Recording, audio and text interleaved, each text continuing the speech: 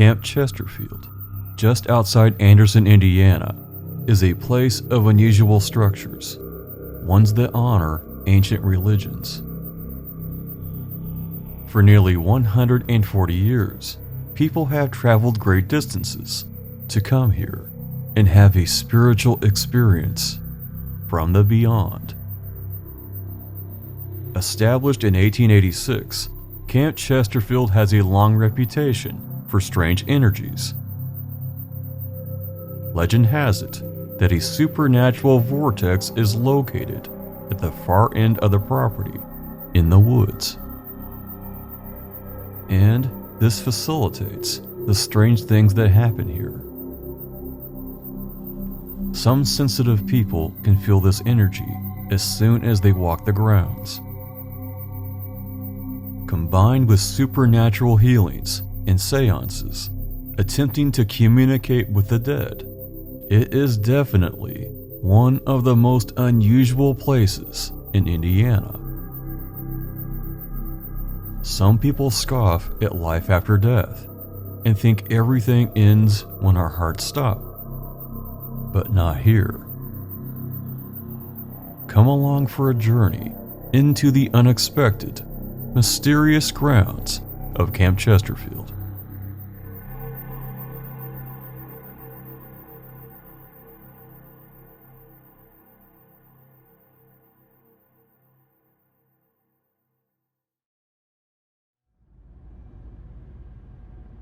When I was in my 20s, I started a quest to see all of Indiana, the state in which I was born.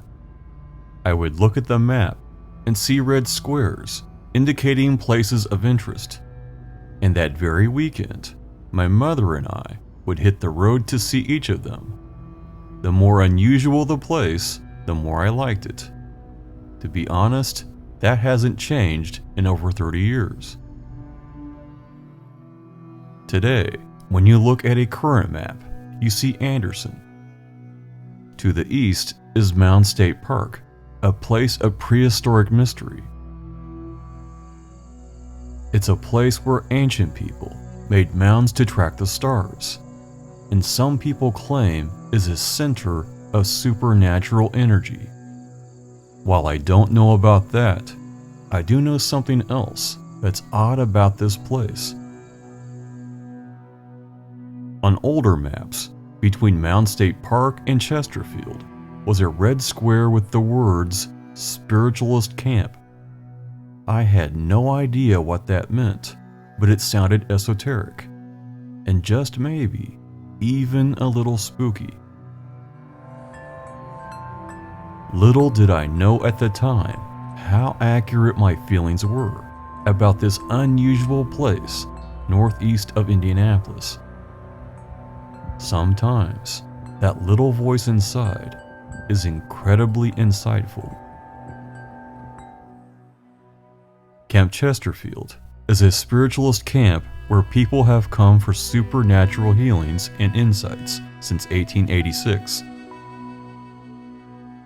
This is a place known for the paranormal, and passing through the gate, you enter into a world of mysteries. It's on the National Register of Historic Places, but it's far from your typical historic destination. This is an unusual place, steeped in history and the ancient mysteries, and walking the grounds gives you a sense of something unseen. Unlike many religions, spiritualism has no formal rules or rigid guidelines, but the most prominent belief is that the dead can be contacted for insights, and that miraculous healing can be given by angels or spirit guides.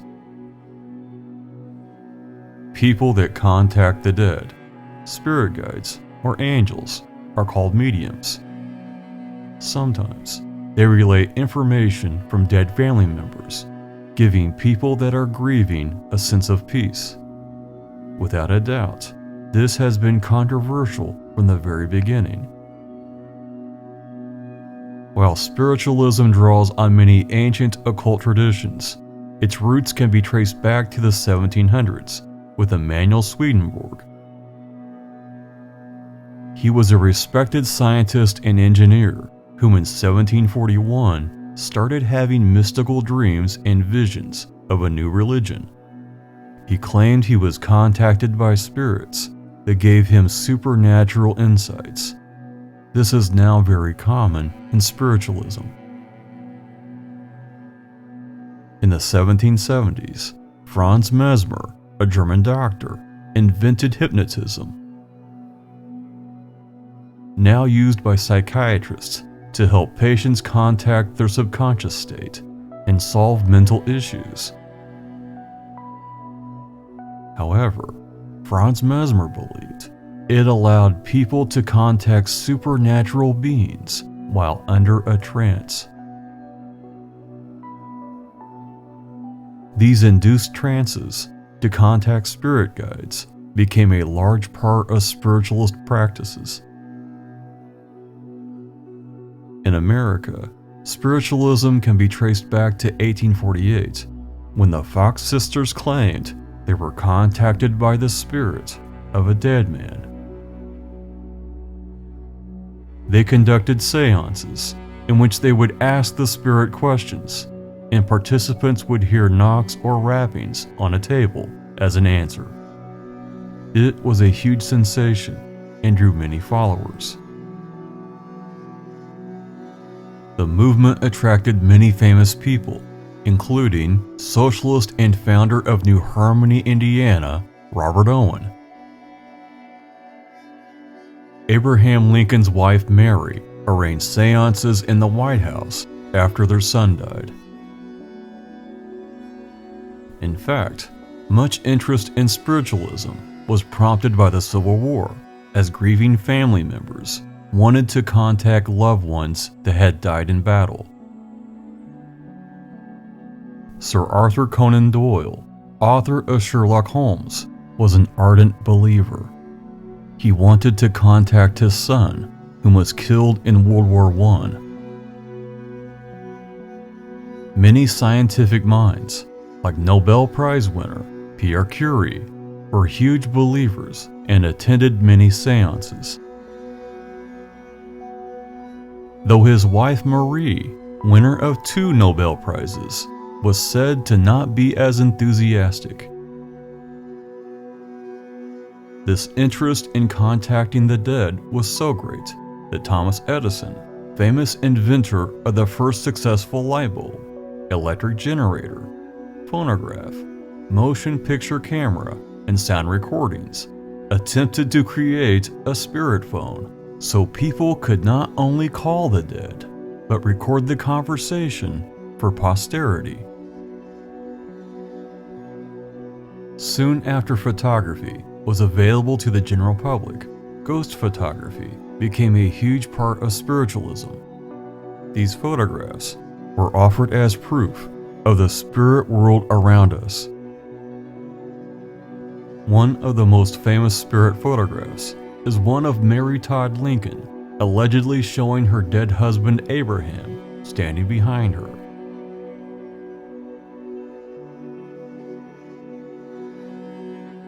Camp Chesterfield has one of the largest collections of spirit photography in the world. But while there were many prominent believers, there were also insightful skeptics that proved these pictures and seances were a complete hoax.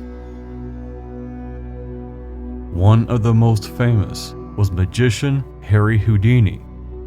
He debunked every single seance he attended,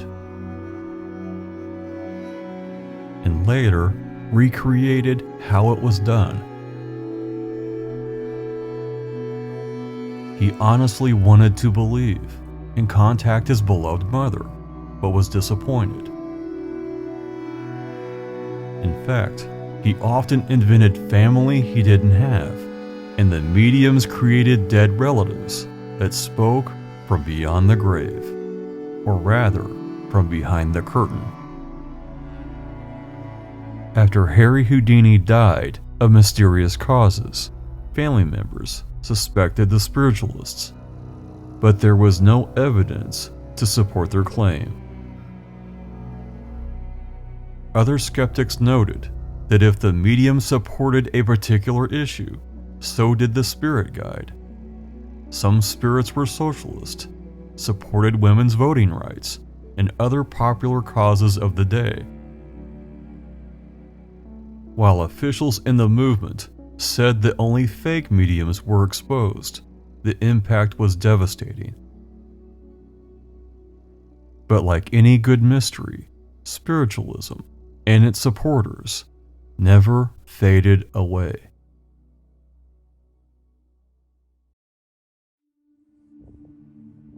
Today at Camp Chesterfield, you'll find a large expanse of buildings and monuments, starting with the Sunflower Hotel, once used to house many devout spiritualists and the curious. It's not been in use for some time. There are plans to refurbish it to its former glory, and with people searching for deeper truth in desperate times, it might just happen. The Western Hotel still remains. It hosts travelers coming in for readings, seminars, and supernatural healing.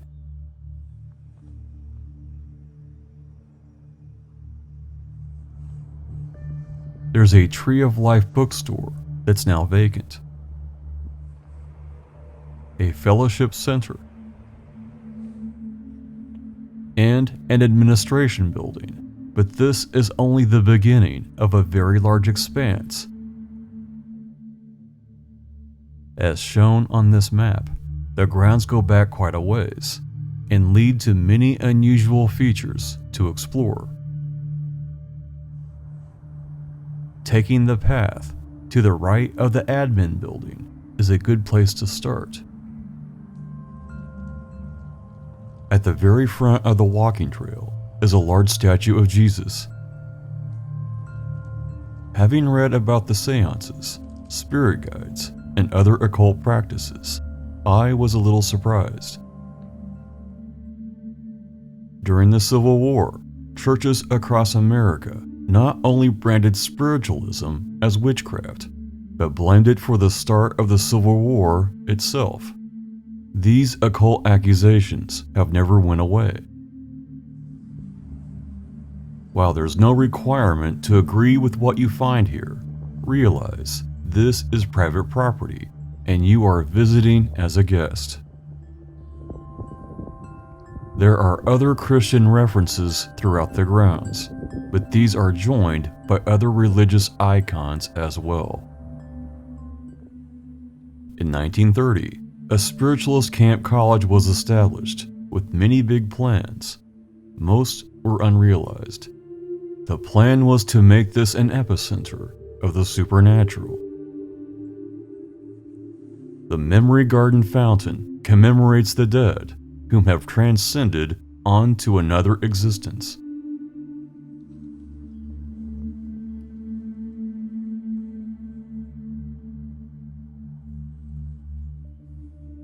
Angels are a common theme across the grounds and into the woods, being an important symbol of the spirit guides that provide enlightenment. This is the Vesper Grove, a holy place for spiritual guidance. To the right of the trail is a labyrinth. It's modeled after the one at Chartres Cathedral in France.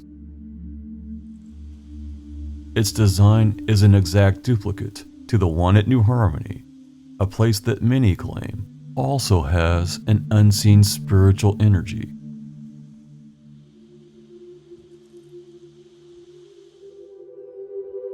Another duplicate is at Logansport. Many speculate that these are more than just curious works of art and are centers of energy. Located to the left of the path are the toadstools, tables and seats for mediums to convey messages from spirit guides. And there are a large number. As you walk these grounds, you can't help but feel the numerous messages that are being told simultaneously. Further ahead on the right is the World Mother statue. And across from it, as if in equal importance, is Kuan Yin, the Chinese goddess of mercy.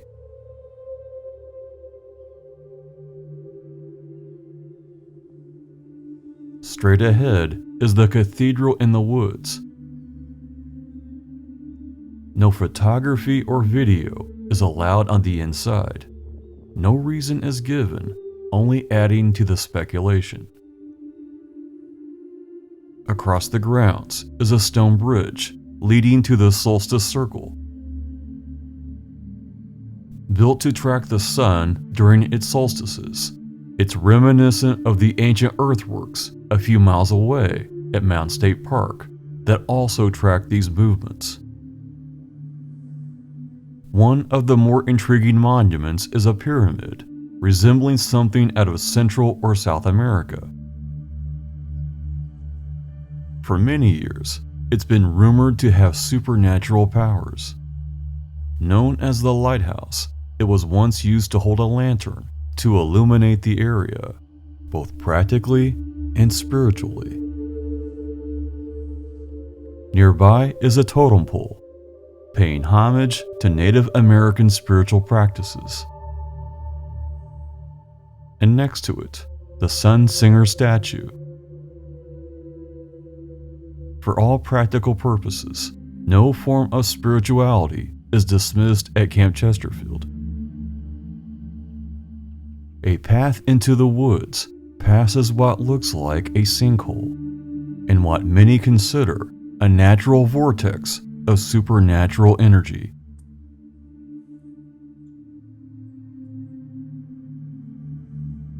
Going deeper into the woods, you'll find the fairy trail, a path that leads to the White River. Along the way, there are many small angels. Depending on your perspective, this is either a place of peace or incredibly creepy.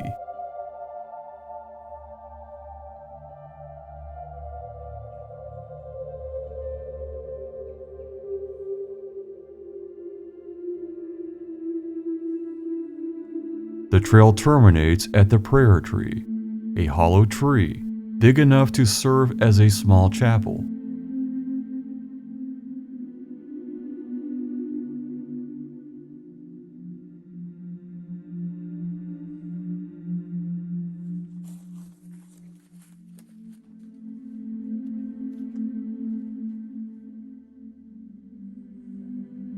It doesn't take long to get a feel for Camp Chesterfield and what the builders of these monuments and pathways were trying to convey. A veneration for another world and an eternal search for peace. The trail of religion is like a pantheon of all the major world religions. It starts with Jesus, but gives equal time to a variety of religious leaders and even gods.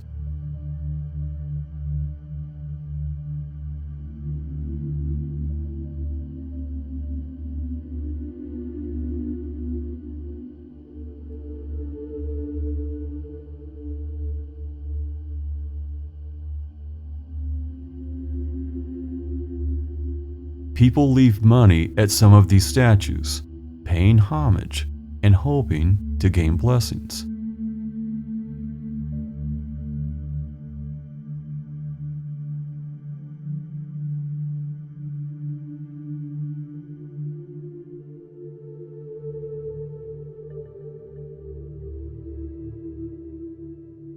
All the while, Jesus looks on, surrounded by conflicting belief systems that produce no sense of irony to the spiritualists.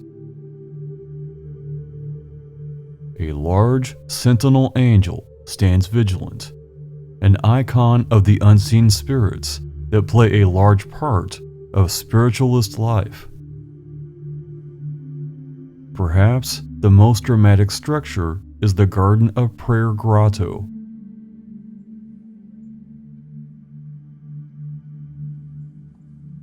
It has a distinctive Christian theme on the inside, and an interior chapel to the right, reminiscent of a dark tomb.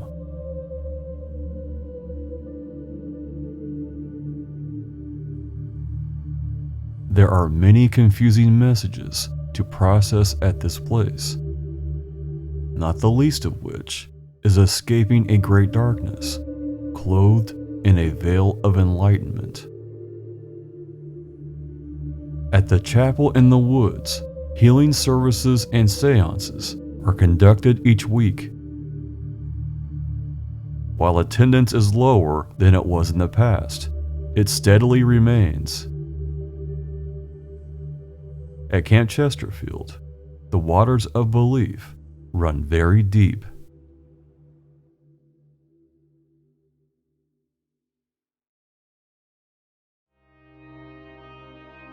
Everyone that visits has an opinion of what they've experienced. It's a lot to process. Some people believe in nothing. Some people believe and embrace what they see.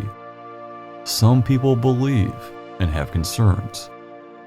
I'm against trying to communicate with the dead.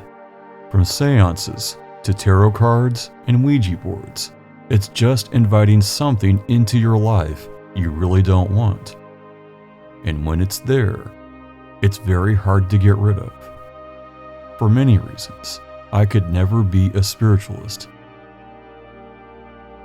And yet, I'm the same person year after year that goes to my parents' graves and tells them about my life, my troubles, my fears, my goals, and how I still miss them after all these years. I miss them so badly that I wish I was already with them. But each year, that wait is a little shorter. They may have never heard a single thing I've ever said. Maybe it's just for me to refocus on what's important and cry a few more tears I didn't know I had left. But each time before I leave, I promise to do my best to make them proud, using the gift of life they gave me. Even if I don't know why, I'm still here at all.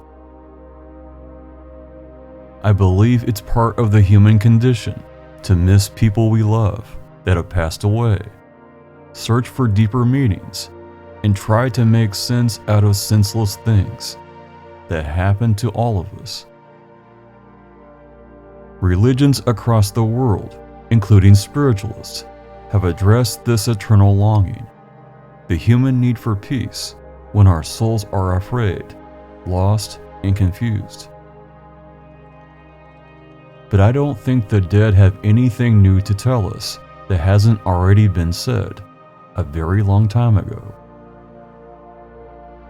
The rain falls on everyone, good and bad. Rivers flow to the sea, evaporate, and fall again, over and over. The sun rises in the east and falls in the west, and the time we have left in this perpetual cycle is always shorter than we imagine.